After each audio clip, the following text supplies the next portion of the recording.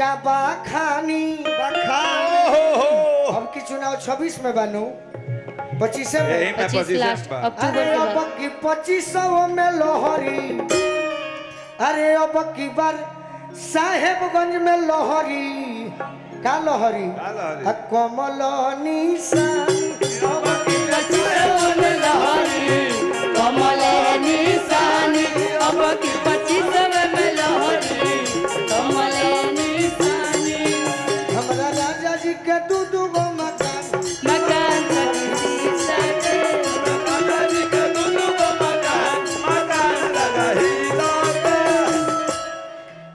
रोजे रोजे सैया जी त कोठावा पर चढ़े रोजे रोजे सैया जी त कोठावा पे चढ़े अच्छा एक बात बताइए दुनिया में हमारे बिहार नहीं पूरे भारत की बात कर रहा हूँ ध्यान से सुनिएगा हम कलाकार हैं और ऐसा भी नहीं है कि कलाकार हैं तो राजू भैया को खुश करने के लिए इनके समर्थकों को खुश करने के लिए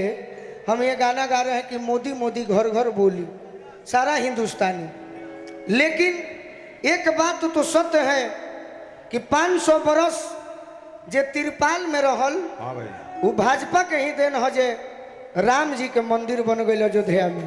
फिर भाजपा के देन में सीतो जी के मंदिर बनता है तो हम एक लाइन जरूर गाई चलत रहे राजा राम जी के बनले मंदिर हो फिकिर सारा दूर हो गई राजा राम जी के बनले मंदिर हो फिकिर सारा दूर हो गई कि 500 साल तिरपाल में जे रहल अपन गईले देखी अब उनहू के महल हम अकेले ना कहब कि राजू भैया संगे चलो बकी रहो फिकिर सारा दूर हो गई राजू भैया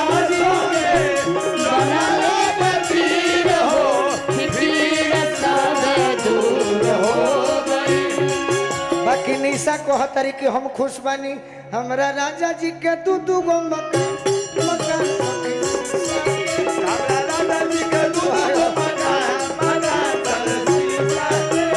रोज रोज सैया हमर कोठवा पर चढ़े छत पे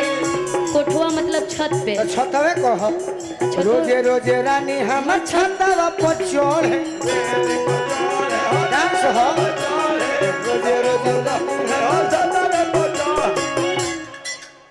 कबो न बुराई के हु न करहो करे हम करेंगे रोजे रोजे छाता रोजे रोजे राजा हमर छतवे पर चढ़े कबो न बुराई के हु न करहो करे लहू के लाचारो चौहदिया के दिशा रे दिशा के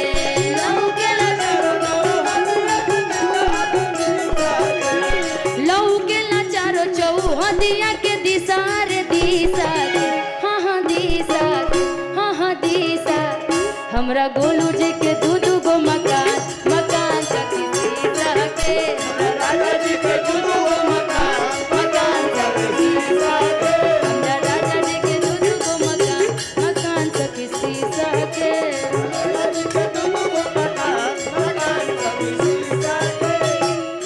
आहो गरमी के दिनमा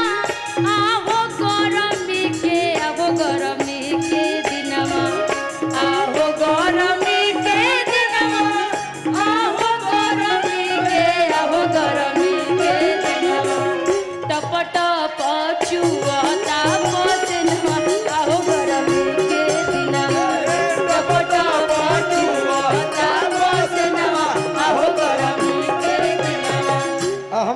ऐसन भाई बनी जा,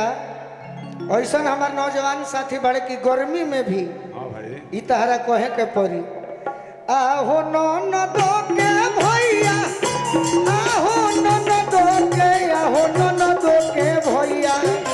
आहो ननदो के भैया, आहो ननदो के, आहो ननदो के भैया। अरे देही पटाली दरैया, आहो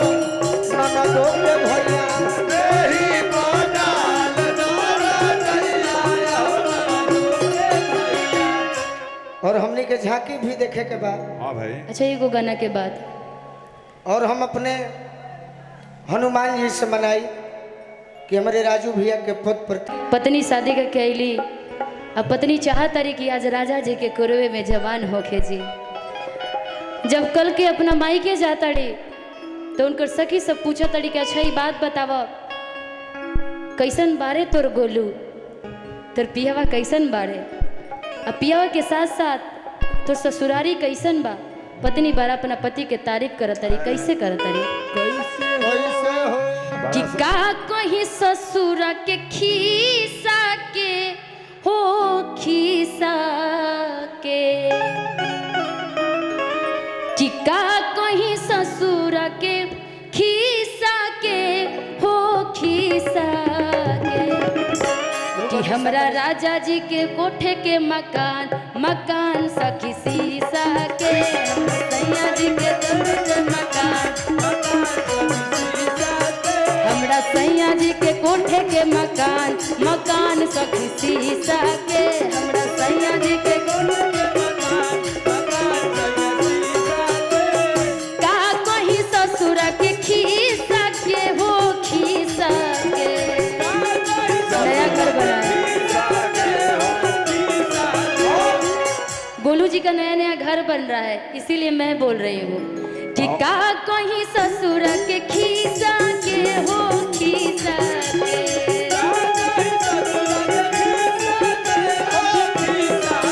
हमरा गोलू जी के दू गो मकान, मकान सखी सीसा के, हमरा गोलू जी के दू गो मकान, मकान सखी सीसा के। तनी मनी मेजर रही है। देखिए कलाकारी अपनी जगह है, कलाकार कोई आएंगे आप लोग बड़ाई करेंगे, एंजॉय करेंगे, लेकिन हमें ये बताइए कि हमारे राजू भैया को कितने लोग मानते हैं दिल से, और कितने लोग आशीर्वाद देंगे। एक 2 वर्ष 5 वर्ष 10 वर्ष नहीं, सदैव दिल से बताइए हाथ उठाकर। तो हम एक बात कहते हैं